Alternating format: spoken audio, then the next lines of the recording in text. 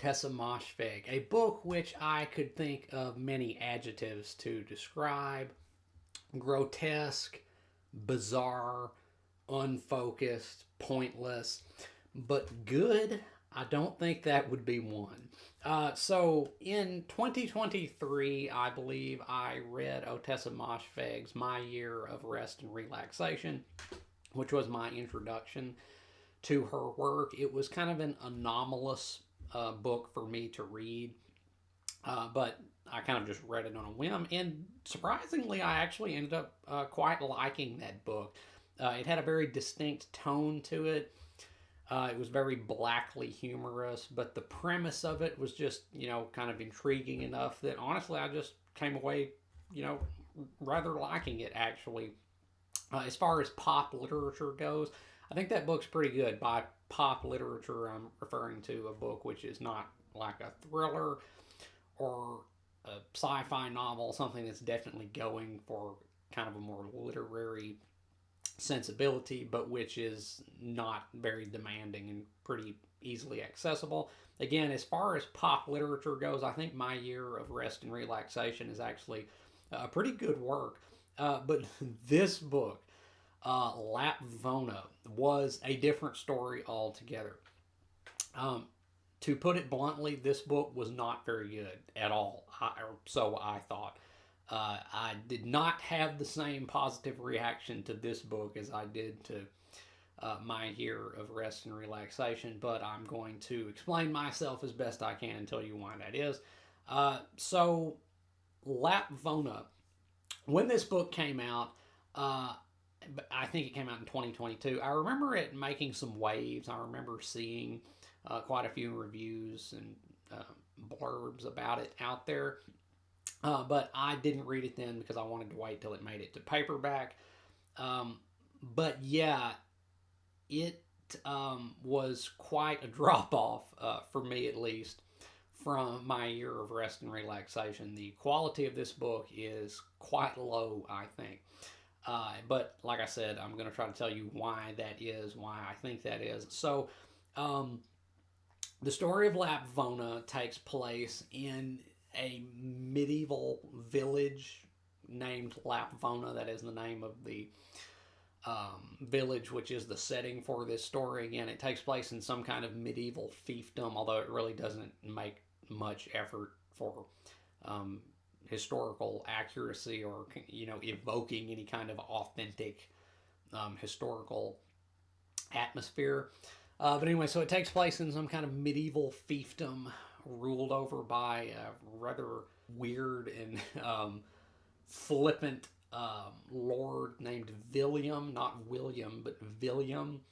And the main character, I guess, of the book is a young shepherd boy named Merrick. He is kind of deformed. He's basically just the member of the village who gets shat upon the most by life. Like I said, he's deformed. His father is abusive. He never knew his mother.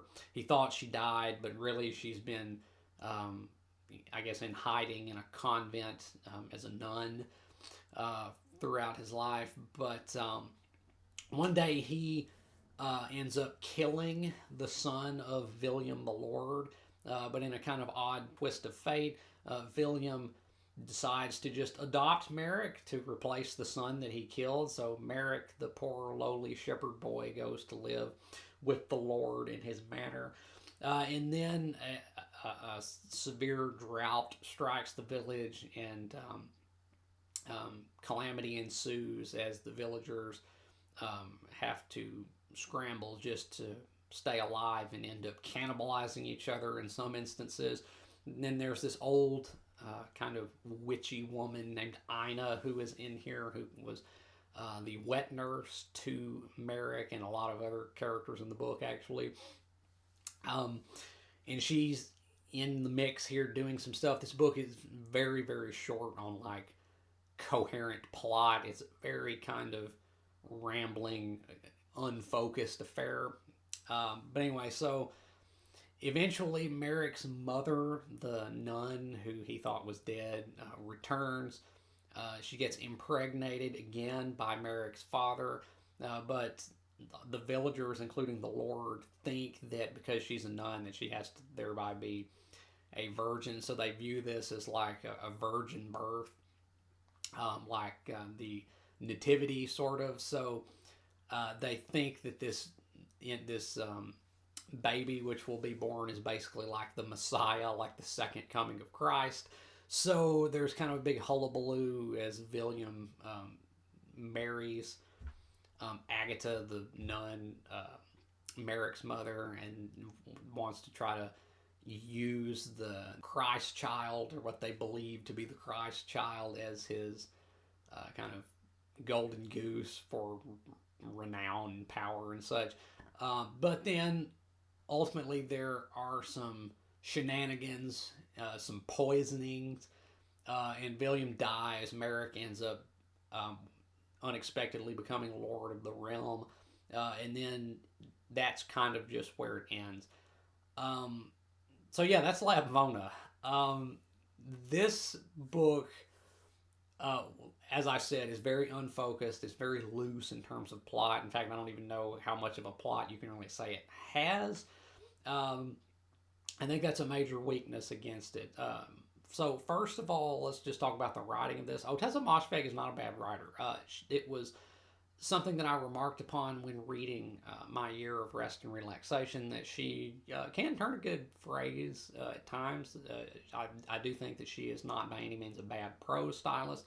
The writing in Lapvona is decent, at least. There were some instances in here where I kind of actually did marvel a little bit at a nice turn of phrase, a very well constructed sentence. My complaints with this book don't really have to do with the writing, which is pretty much okay. It's all right. But the characters in this book are freaking cartoons. This book is very, very much like Dickens on crack. You know, Dickens has these kind of larger than life characters that are kind of bordering on archetypal in certain ways. And Lapvona is kind of in that vein. The characters in this book are very stark. They're very hyper, I should say, just very like hyper in their depiction. Again, William the Lord is like just a freaking cartoon. He is so gluttonous. He is so flippant. He just does not care about anything. He's very self-absorbed. Merrick is like the urchin, the poor little urchin who gets shat upon by life and abused, but then ends up kind of being corrupted by the opulence into which he is thrust once he is taken into William's home, which I guess that may lend itself to kind of some of the book's thematic concerns, if this book can be said to have genuine thematic concerns. But then you have Ina, the old woman, who's kind of witchy, I guess, very caricaturish characters all around here. They're very, very odd characters in this book. I just don't really know how else to put it. Very odd characterization here. No one is really that deep. The characters do have some depth, but not a lot. It's really just resting on the kind of over the topness of it to make these characters compelling, and it sort of works, but there's not really a whole lot of depth here with these characters. So the characters I don't think were all that good. But now let's just talk about like the story itself, or the kind of lack thereof, the kind of formless blob that is this story. Because this book, it feels very undercooked. And, you know, I looked this book up, and on Wikipedia, I read that Ottessa Moshfegh said that she wrote this book during the COVID pandemic. And this feels like something that was written during a lockdown to combat boredom. That is what this book feels like. It feels very tossed off, very underthought, very undercooked, something that really needed to be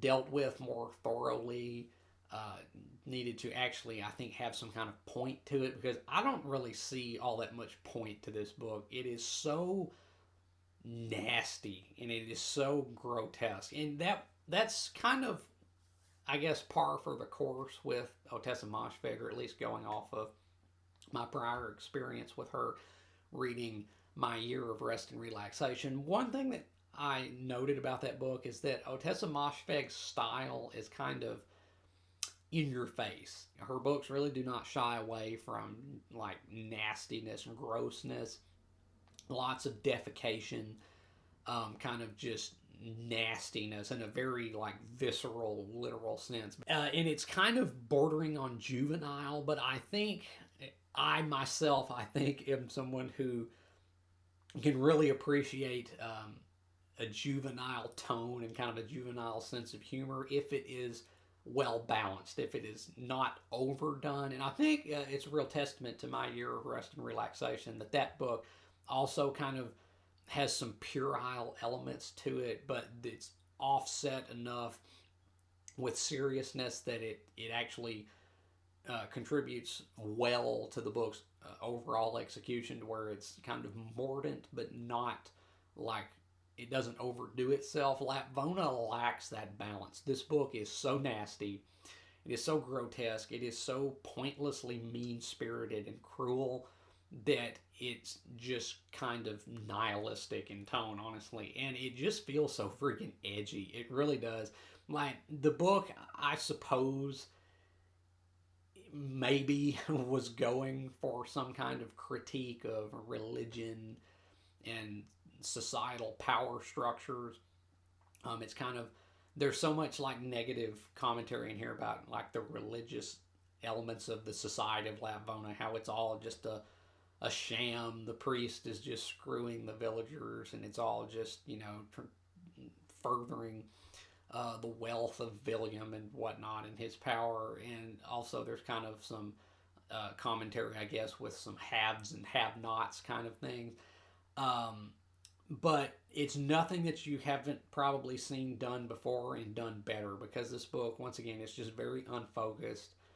Um, it feels very tossed off, and like when it approaches, at the times when it seems to approach making some kind of point, like saying something, it's just kind of over and done, and then it's just so fleeting. It really is. Like the cogency of this book is just a very fleeting thing. There are just instances in here, few and far between, where it seems like it's almost going to make some kind of point to like justify the just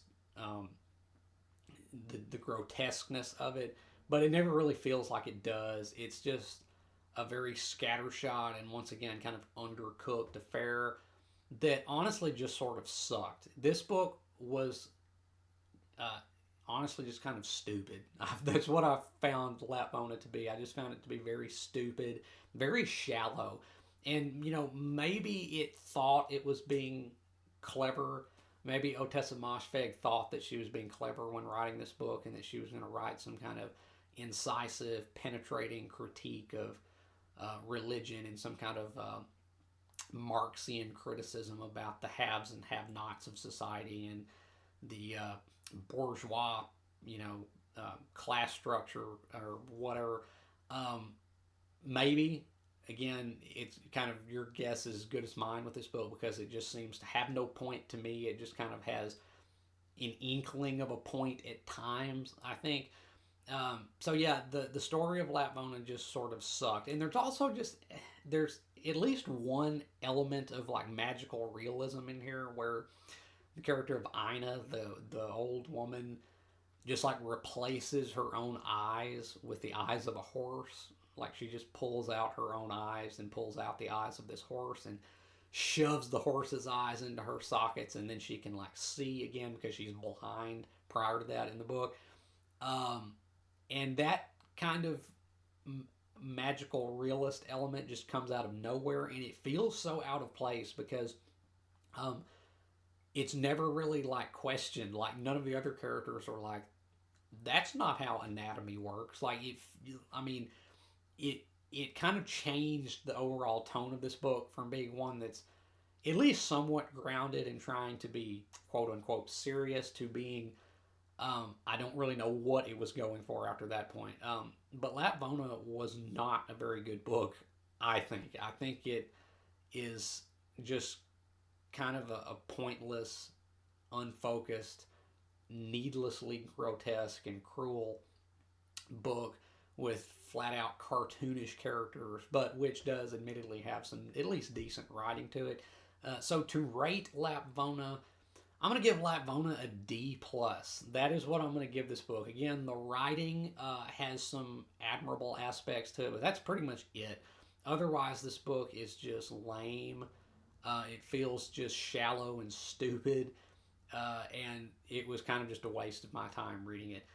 So my Year of Rest and Relaxation, I really liked that book, kind of surprisingly, but Lapvona did not do it for me. This was a drop off, and it was a drop off a cliff from that book because, damn, this book sucked, I thought. So, yeah, Lapvona getting a D plus for me. But yeah, have you read Lapvona? If you have, let me know down in the comments what you thought about it, whether you have agreed or disagreed with anything I've said about it here today. And if you haven't read Lapvona, don't. I would not recommend it. I think it is just kind of a failure of a book. It's going for shock value in terms of some of the scenes in this book and just how just perverse they are. But there's not, it lacks the intellectual heft to actually justify that. Like, it's just so freaking edgy. It feels like a book written on a diet of amphetamines and 9 Inch Nails. And, I think it sucks for that, so I would not recommend this book. I think it's a waste of time and a waste of paper. I know that Ottessa Moshfegh can do better than this, and maybe in future she will return to a higher quality of output because once again, Lapvona just ain't it. And as always, if you have enjoyed anything you've seen or heard here today, remember to hit that like button and subscribe. I would really appreciate it. And until next time, peace.